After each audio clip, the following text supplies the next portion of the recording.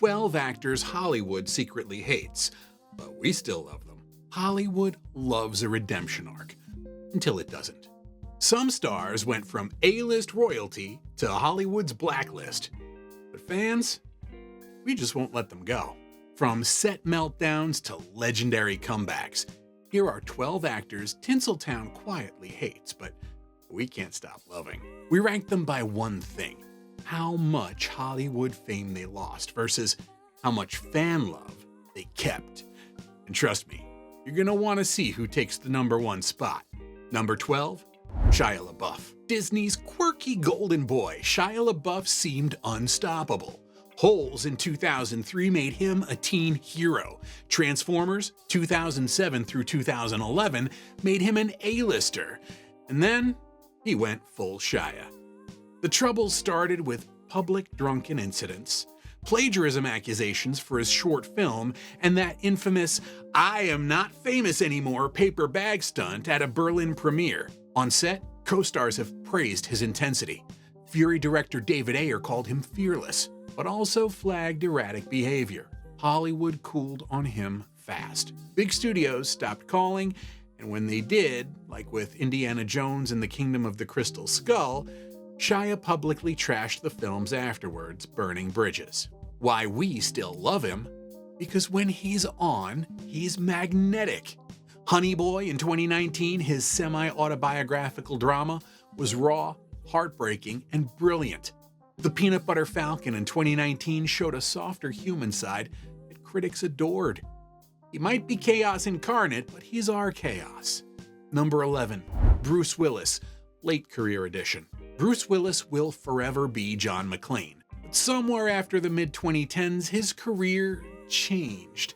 He began starring in dozens of low-budget, straight-to-VOD action flicks, often shooting for just a couple of days, reportedly earning $1 to $2 million for minimal screen time. Crew members whispered that he rarely memorized lines, relied heavily on earpieces, and didn't seem invested. In 2022, the Razzies even created a category just for Worst Bruce Willis Performance, before retracting it when Willis's family revealed his aphasia diagnosis, explaining the career shift. Why we still love him? Because Bruce's earlier work is untouchable. Die Hard, The Fifth Element, 12 Monkeys, pure charisma and grit. And now, knowing his health battle, fans have reframed those late career films as a man trying to work while he still could. The love for Bruce is about the entire legacy, not just the last chapter. Number 10, Megan Fox. Megan Fox was the breakout star of Transformers in 2007, quickly branded as Hollywood's ultimate sex symbol. But when she compared director Michael Bay to Hitler in an interview, she was fired from Transformers: Dark Side of the Moon. Studio insiders painted her as difficult, and roles dried up. For years, the industry reduced her to eye candy. Even when she led Jennifer's Body in 2009, critics dismissed it, only for the film to be reappraised a decade later as a feminist cult classic. Why we still love her? Because she's been unfairly boxed in and still managed to carve her own path.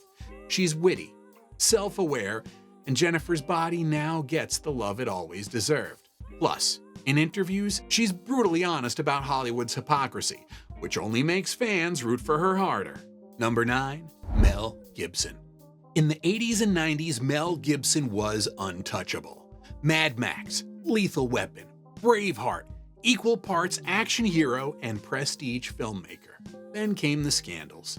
In 2006, Gibson's career imploded after a DUI arrest where he made anti-Semitic remarks. Years later, leaked phone calls revealed abusive language and threats towards his then-girlfriend. Studios dropped him. Agents distanced themselves. For nearly a decade, he was Hollywood's cautionary tale. But quietly, Gibson kept working, often overseas or in smaller productions. Why we still love him? Because messy scandals aside, the guy's a powerhouse. As an actor, Mad Max and Lethal Weapon made him an icon. As a director, Hacksaw Ridge stormed back with 6 Oscar nods, proving he can still deliver cinematic thunder.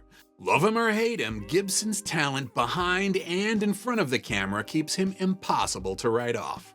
Number 8, Katherine Heigl. Katherine Heigl was once America's rom-com queen, charming audiences in 27 Dresses in 2008 and Knocked Up in 2007. But then she publicly criticized Knocked Up, calling it a little sexist, and withdrew her name from Emmy consideration for Grey's Anatomy, implying the writing wasn't good enough. Hollywood took it personally. Word spread that she was difficult to work with, and soon the offers slowed. Whether fair or not, the narrative stuck, and rom-com leads moved on to other stars. Why we still love her? Because she delivered in every role she took, and many of her outspoken comments, especially about sexism, now seem ahead of their time. Fans argue that she was punished for saying what male actors get away with daily. Number 7. Edward Norton is an actor's actor. Intense, chameleonic, and famously hands-on. Too hands-on, according to some. On American History X, he reportedly took over the editing process. On The Incredible Hulk in 2008, Marvel and Norton clashed over the script's tone, with Norton wanting a darker, character-driven story. He was replaced by Mark Ruffalo for The Avengers, with Marvel citing collaborative differences. Rumors of on-set control issues followed him for years, making studios hesitant to hire him for big franchises. Why we still love him? Because when Norton's on screen, he's unreal. Fight Club, Birdman, Primal Fear, layered, magnetic performances that stick with you. Fans see him as a perfectionist who just can't turn off his creative brain. Number 6. Lindsay Lohan. Lindsay Lohan was one of the most promising young stars of the 2000s. From The Parent Trap to Mean Girls, she proved she had comedic timing, charm, and real acting chops. But then came a string of DUI arrests, missed call times, and rehab stints that made her a paparazzi fixation rather than a box office draw. Producers stopped insuring her for big films, which made her too much of a risk for most studios. Instead, she drifted into cameos, reality TV, and took a long break from Hollywood altogether. Why we still love her? Because even through the chaos, her talent was undeniable. In recent years, she's been mounting a low-key comeback. Netflix's Falling for Christmas brought her back into the rom-com fold, and fans are rooting for a full resurgence. Number 5. Terrence Howard. Terrence Howard was part of the MCU before it was even the MCU. He played Rhodey in Iron Man 2008, but by Iron Man 2, he was out and Don Cheadle was in. Howard claims Marvel cut his pay drastically. Marvel says it was about chemistry. Post-MCU, Howard made headlines for bizarre interviews, claiming to have discovered new mathematical theories and making strange comments about personal life. While he worked steadily on Empire from 2015 to 2020, he's rarely been invited back into the blockbuster fold. Why we still love him? Because Howard has screen presence for days. Whether it's Hustle and Flow or Empire, he commands attention. Fans see him as a unique voice who doesn't fit neatly into Hollywood's PR mold. Number 4. Christian Bale. Christian Bale is one of the greatest actors of his generation, and one of the most intense. In 2009, audio leaked from the set of Terminator Salvation, in which Bale unleashed an expletive-filled tirade at a crew member who walked into his eyeline during a scene. The clip went viral, painting him as hot-tempered and difficult. Bale apologized, but the image stuck. He's also known for extreme body transformations, The Machinist, Vice, that some insiders describe as self-destructive dedication. Why we still love him? Because the results speak for themselves. The Dark Knight, American Psycho, The Fighter. Bale throws himself into every role with a level of immersion that's rare in Hollywood. Number 3. Mickey Rourke. Mickey Rourke was once the Hollywood heartthrob, the kind of actor directors fought over. But clashes with studios, public feuds, and a decision to leave acting for professional boxing derailed his career.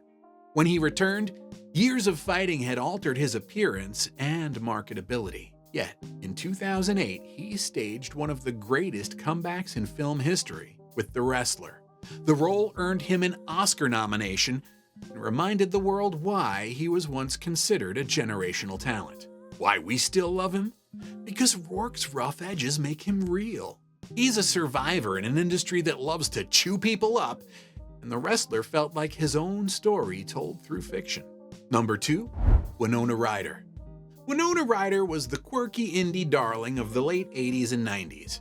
Heathers, Edward Scissorhands, Reality Bites, she was everywhere. But in 2001, she was arrested for shoplifting from Saks Fifth Avenue, charged with felony grand theft. Hollywood turned cold almost overnight. Roles dried up, and she spent years largely out of the spotlight. The industry labeled her troubled, even though fans argued she was simply caught in a tabloid feeding frenzy. Why we still love her? Because she never lost her charm or talent. Her comeback in Stranger Things was electric, a reminder that her ability to make you believe every word she says never went away.